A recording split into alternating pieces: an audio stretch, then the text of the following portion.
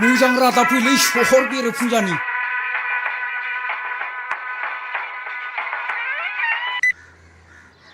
हेल' नंगौ आं एसे टेनसनाव दंलै भाइफोर दा दसे उनाव खबर हरगोन आङो है बेरेफुंजानि मिसा-मिसि मानसिया मा टेनसन जादों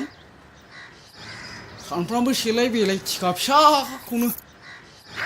दाबो ओंखारबावाखै डाक्टारनाव थुनदों मा खोमालाय आफालाय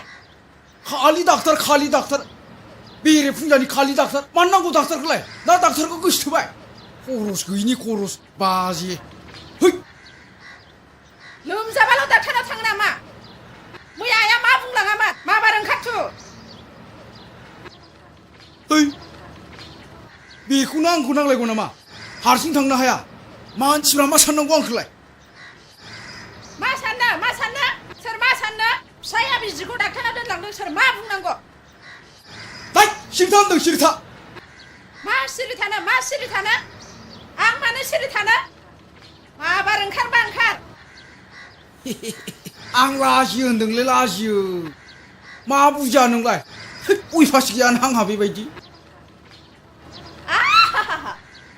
गोदोबा देगा देखायलायनानै हावनानै लाबोनो लाजियाखिसै दाना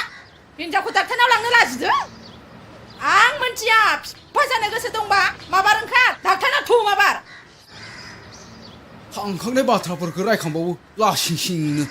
सेंग्रा सिख्लायावलाय माहा देगार सिलाय देखायनानैबाबो लायगोन आरो